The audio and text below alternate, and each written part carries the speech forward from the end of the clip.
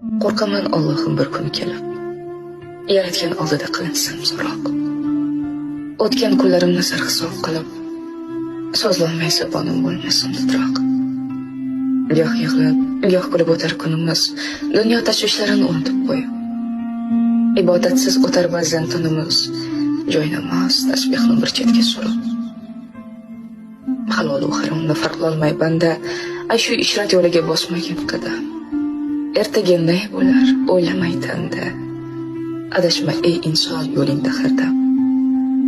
Haloling hamisha hamrohing bo'lsin. Nasibang ziyoda, umring ziyoda.